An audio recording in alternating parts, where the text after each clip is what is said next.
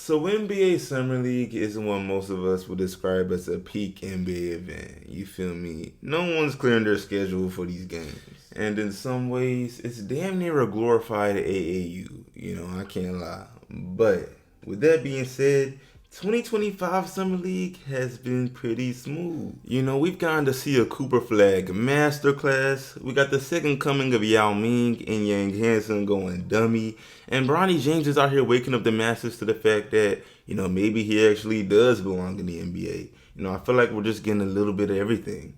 And considering that we all know that after NBA Summer League, it's a drought of no hoops till October, it just makes it a little bit easier to appreciate what we're seeing. So yeah, in today's video, that's exactly what we're gonna do. We're gonna discuss the most impressive rookies so far throughout Summer League, obviously from the 2025 NBA Draft, because this recent class is looking tough. I won't pretend the fact that the 2024 draft class was so weak. Like, bro, let's be real. Zachary Bisachet is barely a top 5 pick if he goes this year, so it probably makes the new rookies coming in look that much better. But even still, there's definitely plenty star potential here, and today we gotta talk about it. So yeah, bro, y'all go ahead and let me know in the comments, man. Who are some of y'all favorite rookies heading into next season? Who's impressed you the most in NBA Summer League? Why or why not? And yeah, really quick here before I go any further. What's up, YouTube? Plug Speaks, back with another video. If you're new, first of all, welcome. Go ahead and sub. Also like the video if you enjoy. I upload quality basketball content and we're on the grind to 6K, so I most def appreciate it. I appreciate every single viewer. But yeah, man, back to the video. Now, this list is in no particular order. I'm literally just going off the best Summer League players that come to mind. So don't look at this through the lens of rankings or anything crazy.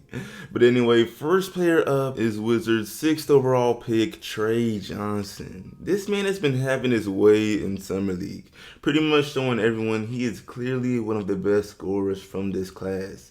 Standing at 6'6", Tre's able to shoot over most defenders. He's really good about picking his own spots, often going to the mid-range. He's an absolute sniper from deep and can even get to the basket. And the result is just straight buckets without even dribbling much. Like, if we were watching his shadow, you might think it was Klay Thompson, no BS. In his debut, he dropped 18 points, 3 rebounds, and 2 assists, shooting 7 for 13 from the field. He then followed that performance with a 21-point game with even better efficiency, going 7 for 11. Like, bro, if anything is obvious here, it's the fact that the Wizards are low-key stirring up a solid young core. Alex Sarr will only improve. Bub Carrington has Darius Garland potential. Me personally, I see that as his ceiling. And then Tre Johnson might be that extra scorer they definitely need with the exit of Jordan Poole. Let me know what y'all think. Next, we got Mr. Controversy himself, Utah Jazz Ace Bailey. Man, I know his naysayers were ready. I know they were ready to count him out after his Summer League debut. He was mid. He dropped like 8 points, shot 3 for 13, and he was mid, bro. He did grab 7 rebounds, but let's be real. All most people really care about is whether he will translate as a scorer. Both fans and scouts know this is what the majority of his talent hinges on. And in his second Summer League game, he gave us a glimpse of this. He dropped 18 points, 7 rebounds, and 3 assists in a win versus Memphis. And I know 18 points is not that much, but the impressive thing with Ace is how he gets his points. Look, I'm shameless, y'all. I love tough shot makers. His first bucket in the game was a one-legged fadeaway on like 2 defenders. Come on, let's be for real. Of course his game will need some maturing. His shot selection and all that will need some development. But we cannot pretend as if his shot-making ability mixed with the 7-foot wingspan, mixed with the athleticism, all while being 6'8", doesn't make him some high potential player. The Jazz picked up someone they believe can become a superstar. It's that simple. And just for the cherry on top, Dwayne Wade gave him the co-sign as soon as they picked him up and everything. So all that's left is to really see what happens. But anyway, speaking of potential, this next player, 76ers VJ Edgecombe, is someone whose social media has pretty much ordained as one of the most obvious superstars from the draft. Not only do we got the classic from nothing to some story, he isn't shy about his poor upbringing, but beyond this, He checks so many of the boxes for being one of them ones. He's crazy athletic. His NBA Combine vertical leap was just shy of 40 inches. He's like 6'5", and he's a two-way player. He will literally go out there and give a team buckets, slashing to the rim, getting whatever he wants, while also strapping down his opponents. I mean, I'm sure we all seen his amazing debut by now. Bro dropped damn near a 30-point double-double, dropping 28 points, 10 rebounds, 4 assists, and 2 blocks in his first game. He made it look easy. I mean, the way it's looking, Daryl Morey might have went back-to-back on draft picks. Like, bro, this is right after picking up Jared McCain. That's tough. Man, let me know what y'all think. And next up is the 16th pick, drafted right outside the lottery. Someone who's already establishing himself as the people's champ, Trailblazers Yang Hansen. You see, Yang is someone I can really see being in that meme category of likable players who fans, naturally mess with, but then actually also being cold at the same time, like Alex Caruso, for example. And this is because standing at 7'1", Yang is big enough to impact the game in the obvious ways traditional for a center, defending the painted area, getting easy baskets and such.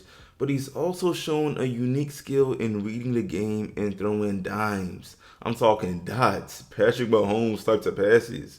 Probably his best Summer League performance so far was when he dropped 10 points, 5 assists, 4 rebounds, and 3 blocks versus the Warriors. Literally doing some of everything. I mean, it's this simple. For someone drafted right outside the lottery, I wouldn't be surprised if we look back in a couple of years thinking, hey, bro should have been taken higher.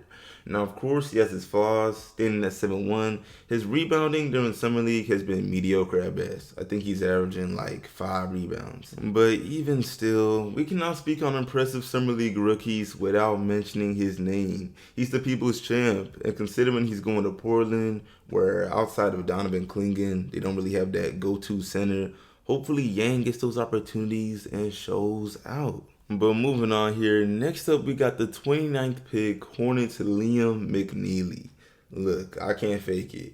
Prior to the draft, I was not familiar with who this player was. And as a Charlotte local, literally living in the city, when they picked him up late first round, I didn't think much of it. Really, I'm still kind of confused on why I picked Concanupple ahead of guys like Ace Bailey and Tre Johnson. But that's a whole nother conversation. Anyway, Liam Mcneely did not have much draft hype. His college numbers were okay. Like, he wasn't very efficient. I mean, he did play for an amazing D1 program in UConn, so he had that going for him.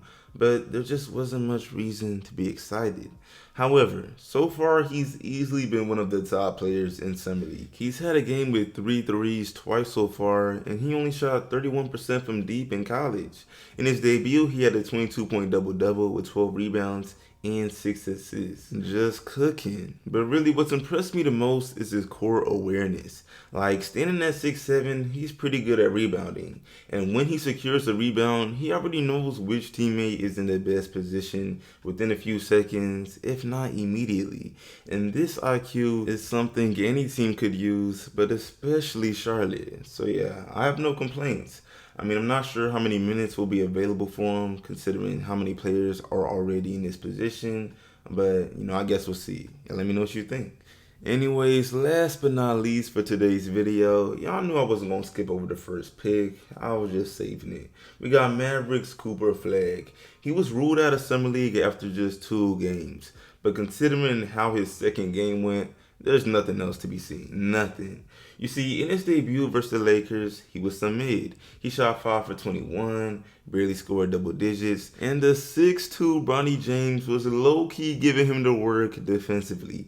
But it was clearly first game struggles, because in his next game versus the Spurs, he went dummy. He shot 31 points, 4 rebounds, shot 10 for 21, and just played much better. And even though they lost, I'm sure that's all Mavs fans cared to see. I mean, me personally, it was just good to see Cooper get up 20 shots in both games. Like, my biggest pet peeve is when, highly touted players be acting too timid to shoot or just not aggressive. So even though it's just Summer League, Cooper's approach to the game is a green flag. No pun intended. We already know he's well-rounded. We saw the athleticism and two-way ability at Duke.